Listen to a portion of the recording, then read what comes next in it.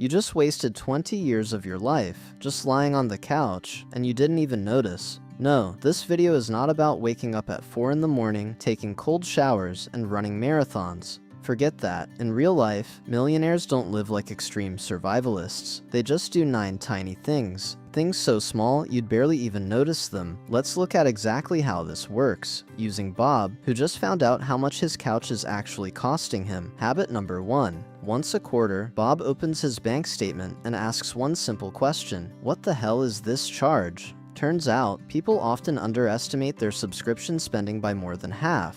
They think they're spending around $80 a month. In reality, it's over $200. Bob finds a subscription for a meditation app he hasn't used in 3 years, and some kind of yoga for turtles. That's $45 a month just evaporating into thin air. Habit number 2. Once a year, Bob calls his insurance company and asks, "Is there a cheaper rate?" The conversation takes 15 minutes, but for many people, this means about $500 of savings a year, which cuts another $41 off his monthly unnecessary expenses. Bob spent years overpaying just because he was too lazy to make a phone call. Habit number 3. Bob turns on automatic purchase roundups. He buys a coffee for $4.60, and 40 cents automatically get invested.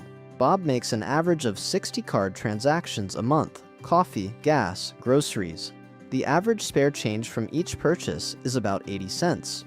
That adds up to $48 a month. Over a year, nearly $580. Effortless, painless, out of thin air. Habit number 4. Before any unplanned purchase over $100, Bob waits 24 hours. He just waits. And it's a weird thing. That thing you absolutely couldn't live without on Tuesday night suddenly looks like a regular piece of plastic by Wednesday morning. This saves Bob about $200 a month, not because he's cheap, but because he gave his brain time to sober up. Habit number 5. 2 nights a week, Bob cooks at home instead of ordering delivery, not because he hates restaurants, but because saving about $20 a meal multiplied by 2 nights a week puts around $173 a month back in his pocket. That money used to go to delivery drivers. Now it stays with Bob. Habit number 6, the most important one. On payday, before he spends a single cent, 10% automatically goes into his investments, not, if there's anything left, automatically. The average salary in the US for someone around 35 is about 70 grand a year before taxes.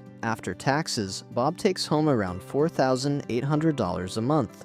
His 10% is roughly $480, moving automatically into an index fund before he can even see it or spend it. Wait a minute, this is pocket change. $45 here, $50 there. Why even bother? Right there is the trap that keeps most people stuck for years. Because next, I'm going to stack all this pocket change together, and I'm going to show you what it turns into over the exact same time Bob could have spent just scrolling. But here's the interesting part. Bob still has 3 habits left. And those 3 habits are the ones that actually turn hundreds into hundreds of thousands. And here's the funny thing, Bob thought he needed a second job to get rich. Turns out, he was already making that money. He was just handing it over to random subscriptions, delivery apps, and his own impulses. Habit number 7. There's an interesting pattern out there. About 67% of wealthy people watch less than an hour of TV a day. Among people struggling financially, over 3/4 watch it more than an hour a day. The point isn't that TV is evil, the point is where that freed up time goes. Those same 15 minutes Bob used to spend watching just one more episode, he now spends learning a new skill, a language, coding, sales, anything. It won't make him money tomorrow, but in a few years, it becomes a line on a resume that Bob's competition simply doesn't have.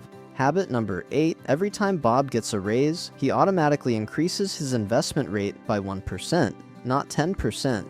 1. It's so small that his lifestyle barely notices the difference. But over 10 years, those invisible percentages stack into a sum Bob would have never saved by simply promising himself he'd invest more someday. Habit number 9. The most important one. Once a month, for 10 minutes, Bob looks at just one number, what he owns, minus what he owes. Not every purchase, not a budget spreadsheet, just that one number. This habit doesn't make money directly, it does something much better. It's the single reason why the other 8 habits don't collapse after 3 weeks, like a broken New Year's resolution. Now, let's add up all of Bob's math. Together, Bob manages to save and invest roughly $987 a month. He didn't radically change his life, and he didn't start making more money. He simply redirected money he was already wasting into his own future. If you invest $987 every month at an average market return of 7%, after 20 years, it compounds into an incredible $514,000. Let's look at the cold, hard math.